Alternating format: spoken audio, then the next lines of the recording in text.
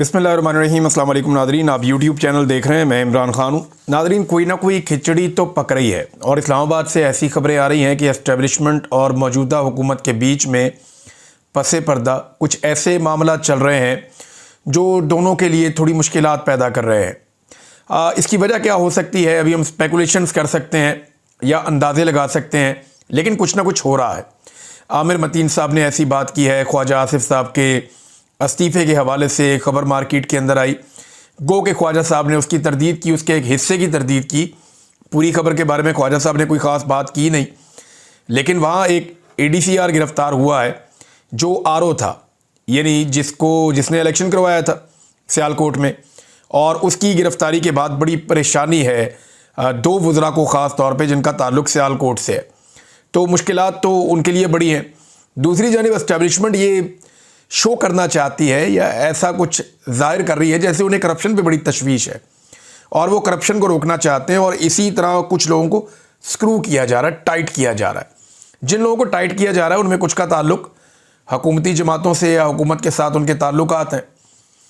दूसरी जानिब जो हुकूमत के लोग हैं वो कुछ ऐसे जुमले और बातें कर रहे हैं जिससे एस्टेब्लिशमेंट टारगेट हो रही है। मिसाल के तौर पे थोड़े दिन पहले तक हमारे कुछ वफाकी वज़रा हैं, वो अब्राहम अकॉर्ड की बात करते थे और बार बार इसकी बात करते थे। अब्राहम अकॉर्ड का मतलब ये है कि इसराइल को तस्लीम करने का मामला। तो वो ये कहते थे इसके ऊपर में गौर करना चाहिए, इस बारे में बात करनी चाहिए। ख्वाजा आसिफ, राना सनाउल्लाह, ये लोग कहते थे। लेकिन अब बड़ा कैटेगोरिकल स्टेटमेंट आ रहा है जिसमें एक ख़ास तौर पर स्टेटमेंट राना सनाउल्लाह साहब का है कि ये सोचा भी नहीं जा सकता कि इसराइल को तस्लीम किया जाए। यानी राना सनाउल्लाह ने कहा कि इसराइल को तस्लीम करने का सवाल ही पैदा नहीं होता।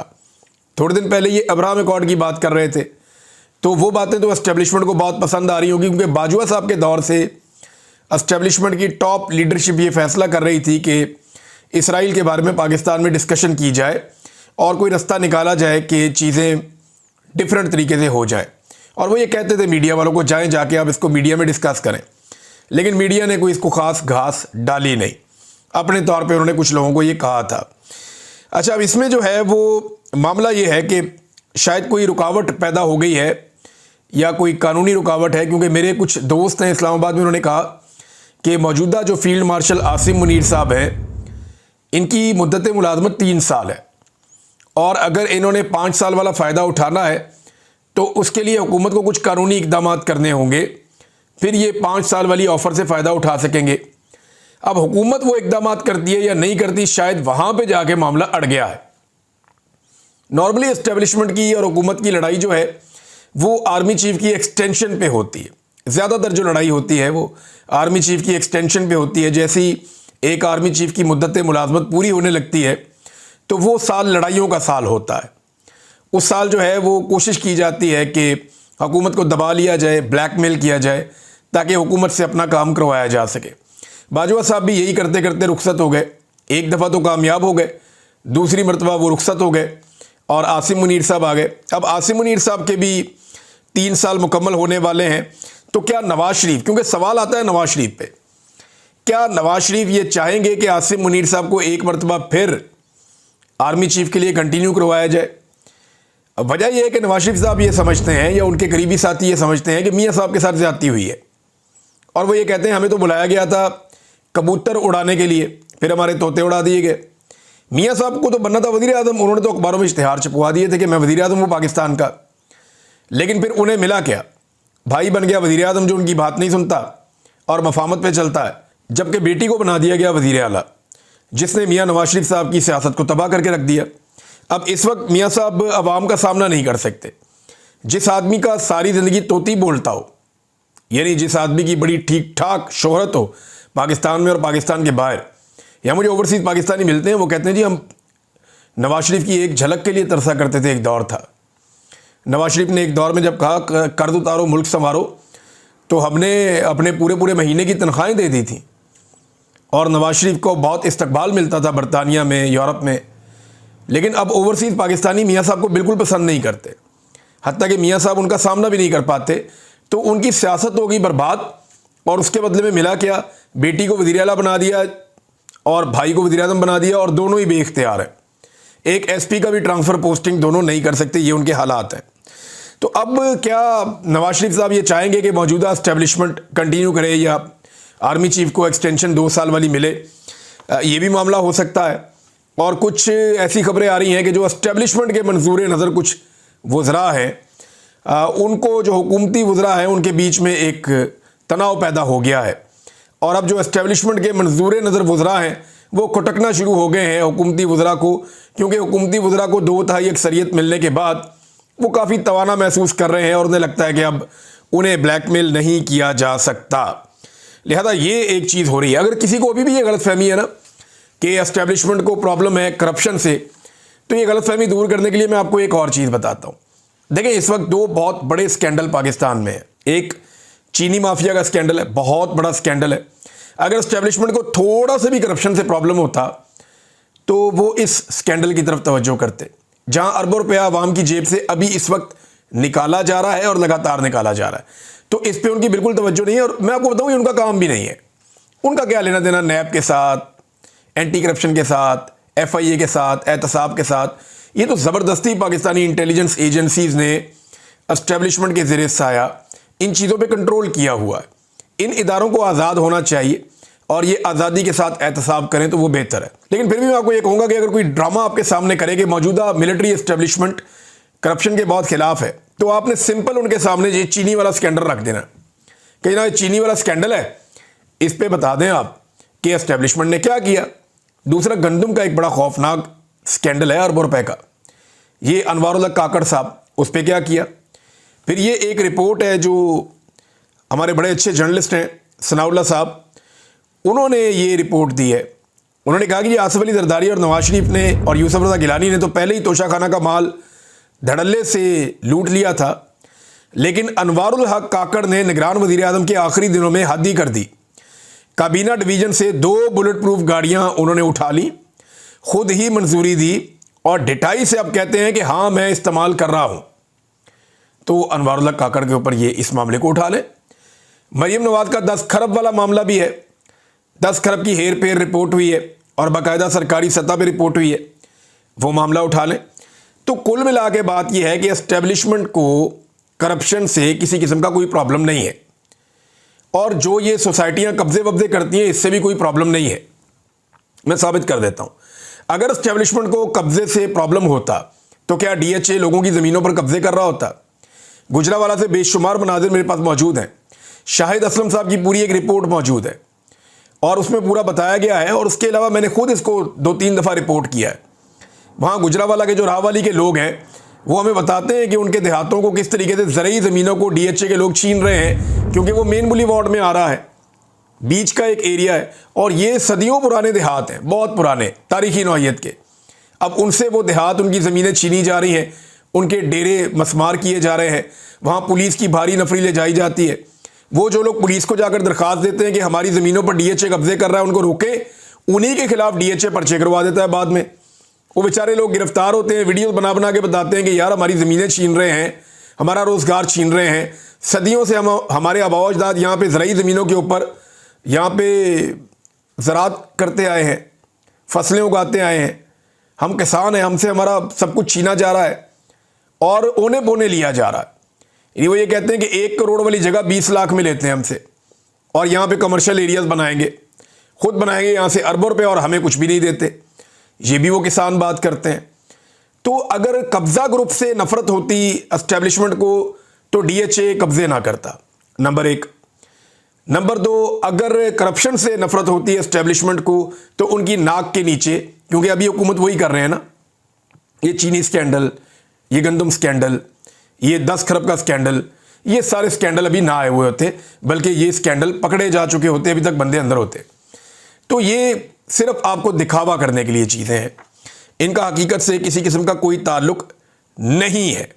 अब मिसाल के तौर पे आप ये देखें ना कि आसिम मुनीर साहब के आप ताल्लुकात देख लें उन लोगों के साथ जिन पे करप्शन के केसेस रहे हैं। जरदारी साहब और शरीफ ख़ानदान को कैसे NRO मिला है, और आसिम मुनीर साहब जो उम्रा कर रहे थे वो दाएं बाएं आप देखें ना कौन लोग खड़े थे। ये वही लोग खड़े हैं जिनके ऊपर करप्शन के केसेस हैं और जो साबित नहीं कर पाए और इनको NRO लेना पड़ा। इनमें एक शख्स तो वो है जो सऊदी अरब की सरजमीन के ऊपर एक जज को लेकर बैठा हुआ था हरम के अंदर और उसके साथ वादे वाईद कर रहा था। और वो जज ने बाद में बताया कि उसके ऊपर दबाव डाला जा रहा था कि वो फैसला इस खानदान की मर्जी के मुताबिक दे। इस खानदान को इसीलिए सिसिलियन माफिया अदालत ने कहा था, गॉडफादर अदालत ने कहा था। बहरहाल ये कोई दिलचस्पी एस्टेब्लिशमेंट को नहीं है इस बारे में कि वो करप्शन को पकड़े। मामला सिर्फ एक ही है कि दबाव बढ़ाना है दोनों तरफ से लोगों ने, ताकि नौकरी वाला मामला जो है वो चलता रहे। अब एक खबर जो है ना जाहिद गशकोरी साहब ने दी है, ये इंपॉर्टेंट है, मैं आपके साथ ज़रूर शेयर करूंगा। इसका ताल्लुक खैबर पख्तूनख्वा में कोहिस्तान स्कैंडल है उससे लेकर है। ये कहते हैं जी कि 40 अरब रुपए के कोहिस्तान स्कैंडल में एक बड़ी पेशरफ्त हो गई है। इसमें 56 कंपनियां और अफराद मुलव्वस हैं जिनके 100 अकाउंट में 36 अरब रुपए की ट्रांजैक्शन सामने आई है। एक ट्रक ड्राइवर के अकाउंट में 16 अरब रुपए की ट्रांजैक्शन हुई है। ड्राइवरों के चपड़ासियों के अकाउंटों में हमने पहले भी सुना है कि पैसा आता रहा है। मकसूद चपड़ासी आपको याद होगा दुबई में मर गया, उसके अकाउंट में अरबों रुपया था और शरीफ खानदान का चपड़ासी था वो। इसी तरह अब एक ट्रक ड्राइवर के बारे में पता चल रहा है कि 16 अरब रुपए की ट्रांजैक्शन हुई है। इस्लामाबाद और दीगर 7 बड़े शहरों में बड़ी बड़ी प्रॉपर्टीज़ की कीमत 66 अरब रुपए है। और इसके अलावा वो कह रहे हैं जी कि ठेकेदार भी शामिल हैं, बैंक अफसरान भी शामिल हैं, हुकूमती अफसरान भी शामिल हैं, साबिक वजीर और एक साबिक रुकन पार्लियामेंट भी इसके अंदर शामिल है। नैब ने इस सिलसिले में 7 अफसरान को गिरफ्तार भी कर लिया है। लग्जरी गाड़ियां भी बरामद कर ली हैं जिनकी तादाद 88 है। तहकीकात हो रही है और यह दावा किया गया जाहिद गशकोरी की जानिब से कि इस तहकीकात में वज़ीर आला अली अमीन गंडापुर और साबिक वज़ीर आला की तरफ भी ये तहकीकात बढ़ रही हैं, यानी महमूद खान और अली अमीन गंडापुर की तरफ ये तहकीकात बढ़ रही हैं। ये दावा किया जाहिद गशकोरी साहब ने अपनी खबर में।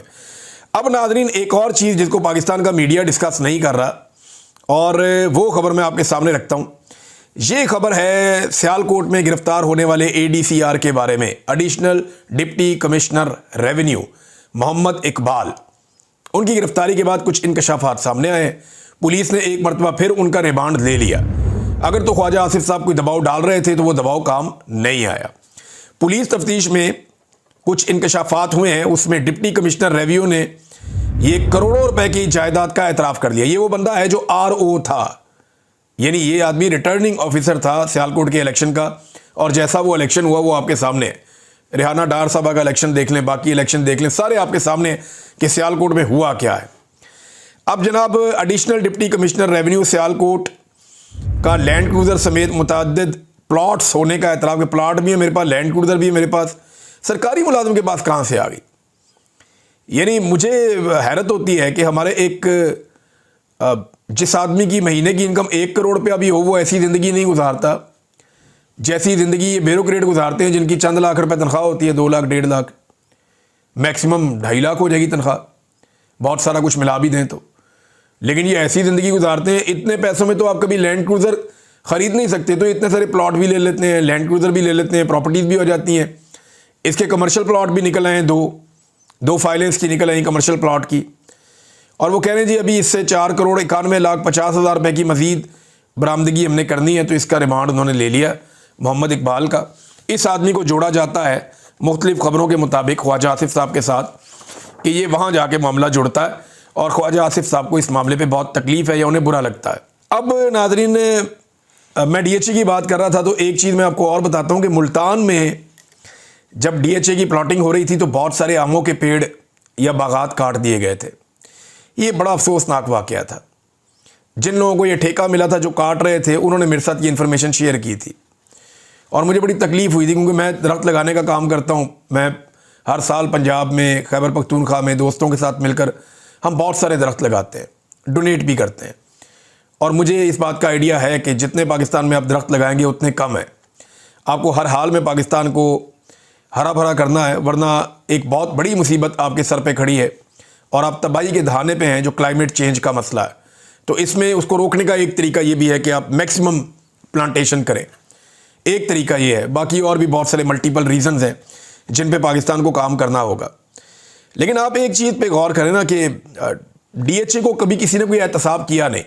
कराची से लेकर खैबर तक जितने भी DHA हैं ये इस्तिस्ना है, इनको कोई नहीं पूछता। बाकी सोसाइटीज़ को पूछते हैं। अभी कोई 100 के करीब सोसाइटीज़ की लिस्टें आ गई हैं कि ये काम ठीक से नहीं कर रहे या ये गैर कानूनी तौर पे सोसाइटीज़ बनी हुई हैं, लेकिन DHA इसको कोई नहीं पूछता, क्योंकि इनके ऊपर एस्टेब्लिशमेंट का हाथ होता है। नाज़रीन, chief election commissioner Sikandar Sultan Raja की अहलिया को चीफ कलेक्टर कस्टम्स बना दिया गया है। और इम्पॉर्टेंट खबर है और मज़ेदार खबर यह है कि इनको नवाजा जाता है, बार बार नवाजा जाता है। और नवाजे जाने की वजह हम सब समझते हैं कि चीफ इलेक्शन कमिश्नर ने काम ही बहुत किया है, मदद ही बहुत की है, और उनकी मदद के नतीजे में जो है वो उन्हें खुश भी रखा जाता है। और उनके हवाले से कुछ कंट्रोवर्सीज थी, लेकिन इसके बावजूद कभी भी कोई इंक्वायरी या कोई ऐसी चीज़ हमारे सामने नहीं आई और वो बड़ी मशहूर हुई कंट्रोवर्सी, लेकिन मौजें लगी हुई हैं क्योंकि इन्होंने बड़ी सहूलतकारी की है इलेक्शंस को लेकर, धांधली को लेकर, और जो एस्टेब्लिशमेंट ने चाहा इन्होंने ये कर दिया। राणा सनाउल्लाह साहब ने इमरान खान साहब को एक मशवरा दिया। इस मशवरे को भी आप एस्टेब्लिशमेंट और हुकूमत के दरमियान जो हल्की फुल्की इस वक्त चल रही है, नूरा कुश्ती, मैं नूरा कुश्ती इसलिए कह रहा हूँ, ये ख़त्म हो जाएगी थोड़े अरसे में। एक दूसरे को ये आंखें दिखा रहे हैं अपने अपने काम निकाल के, ये फिर शेर व शक्कर हो जाएंगे, आपस में गले मिल जाएंगे, इकट्ठे हो जाएंगे, क्योंकि इनके मफादात इकट्ठे हैं, मफादात इनको फिर इकट्ठा कर देंगे। और इनका सबसे बड़ा मफाद ये है कि इमरान खान से बचो, जैसे भी हो सकता है। तो राणा सनाउल्लाह साहब ने इसी ज़ुमरे में इमरान खान साहब को एक मशवरा दिया है। राणा सनाउल्लाह साहब का कहना है कि इमरान खान ने सियासी रास्ता निकालना है तो उन्हें सियासी जमातों से बात करना होगी, उन्हें हौसला करना होगा वो नवाज शरीफ के साथ बैठे, उन्हें हौसला करना होगा कि वो आसिफ अली जरदारी के साथ भी बैठे। इमरान खान को ये कहना चाहिए कि शहबाज शरीफ ने डायलॉग की ऑफ़र की, आप उनका शुक्रिया अदा करें, उनके साथ बैठें और उनसे जो बात होती है वो आकर मुझे बताएं। देखें, यही राणा सनाउल्लाह साहब और उनकी जमात ये कह चुकी है कि हमारे पास इख्तियार ही नहीं है। जब मुज़ाकरात हो रहे थे 26 नवंबर को पाकिस्तान तहरीक इंसाफ पे गोली चली, उनके लोग शहीद हो गए, उसके बावजूद तहरीक इंसाफ ने मुज़ाकरात किए, लेकिन इन्होंने कहा जी हमारे भी इख्तियार में ही कुछ नहीं है, हम तो इमरान खान से उनकी पार्टी के लोगों की मुलाकात भी नहीं करवा सकते। जब आप अडयाला जेल जो आपकी पंजाब हुकूमत के अंडर में आती है, जब वहाँ पे आप एक कैदी की उसकी पॉलिटिकल पार्टी से मुलाकात करवाने की सलाहियत नहीं रखते, तो आप फिर कैसे नवाज शरीफ से और जरदारी से बात कर सकते हैं? पहले तो नवाज शरीफ साहब खड़े होकर ये कहें, बरमला कहें कि इख्तियार मेरे पास है, वो ये कहें कि मेरे पास ये इख्तियार है, मैं जो बात करूँगा उसे पूरा करने की सलाहियत रखता हूँ। अब मियाँ साहब को लास्टिक की शलवार पहनाई हुई है बकौल मुतीउल्लाह जान के कि वो जब दिल करता है शलवार खींच सकते हैं। मियाँ साहब को इस बात का डर है कि उनका नंगापन सामने आ जाएगा सबके। वजह यह है कि यास्मीन राशिद साहबा इलेक्शन जीती हैं बड़ी लंबी लीड से, और वो मामला भी पेंडिंग पड़ा हुआ है। तो जिस दिन मियाँ साहब की लास्टिक की शलवार खींची एस्टेब्लिशमेंट ने, ये सीट हाथ से चली जाएगी और मियाँ साहब की इज्जत मिट्टी में मिल जाएगी। लिहाजा मियाँ साहब पहले ये बताएं कि उनके पास इख्तियार है, और उसके लिए सबसे आसान तरीका ये कि मियाँ साहब कौमी असम्बली की सीट छोड़ दें। वैसे भी वो असम्बली में जाते तो है नहीं, सारे सेशन ही उन्होंने मिस किए, तो मियाँ साहब असम्बली की नशिस्त को छोड़ दें, उससे जान छुड़ाएं और वो कहें कि मैं डायलॉग करना चाहता हूँ, आओ बैठो हम बात कर लेते हैं। तो फिर तो, और ये कहें कि जो मैं बात कहूँगा उसके ऊपर मैं पहरा दूंगा, जो मैं बात करूँगा उसके ऊपर पहरा दूंगा और उसको पूरा करवाऊंगा, तो फिर तो बातचीत हो सकती है। अदरवाइज फिर जिनके पास इख्तियारात हैं, इमरान खान साहब तो कहते हैं फिर मैं उन्हीं से बात करूँगा, इनसे मैं क्या बात करूँ। नाज़रीन, 3 दिन से कोयटा जैसे शहर के अंदर और पूरे बलूचिस्तान जो पाकिस्तान का सबसे बड़ा सूबा है, वहाँ पर इंटरनेट बंद है, यानी जितना मोबाइल इंटरनेट है वो सारा बंद किया हुआ है बलूचिस्तान में, और ये 3 दिन हो गए हैं BBC की खबर के मुताबिक। अब सरकार ये कहती है कि वहाँ पे सिक्योरिटी के मसाइल हैं। एक तरफ कहते हैं कि एक SHO की मार है दहशतगर्द, दूसरी तरफ पाकिस्तान के सबसे बड़े सूबे में बुनियादी सहूलत है। आजकल के दौर में हम किस जदीद दौर में जी रहे हैं जहाँ आप ये तसव्वुर भी नहीं कर सकते कि कोई इंटरनेट बंद करेगा। तो मोबाइल इंटरनेट मुकम्मल तौर पे बंद कर दिया गया है गुज़िश्ता 3 दिन से। ये जनाब सहूलत दी जा रही है शहरियों को, और फिर ये दावे करते हैं कि हम तरक्की लेकर आ रहे हैं, हम खुशहाली लेकर आ रहे हैं। तो इससे खाक तरक्की होगी और खुशहाली होगी। आप लोगों को सिक्योरिटी फराहम नहीं कर पा रहे, और एक बुनियादी सी चीज़ है, लोग पैसा देते हैं लेकिन इसके बावजूद मोबाइल इंटरनेट उनका बंद कर दिया गया है।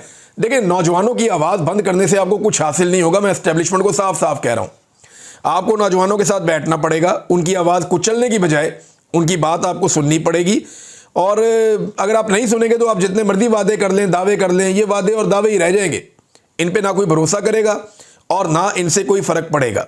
नादरीन, जो मार्च अरबाइन का जाना था ईरान में, और ये MWM ने इसका ऐलान कर रखा था, वो अभी हुकूमत के साथ उनकी बातचीत हुई है और ये 7 नकाती उनका एक मुआहदा हो गया है जिसमें तय पाया कि अभी फ़िलहाल ये मार्च नहीं होगा। ये मार्च होता तो हुकूमत के लिए बड़े सिक्योरिटी के इश्यूज़ हो जाते, क्योंकि दहशतगर्दी के मामलात भी हैं और ये एक लंबा मार्च करना चाह रहे थे, लेकिन कुछ चीज़ें तय पा गई हैं।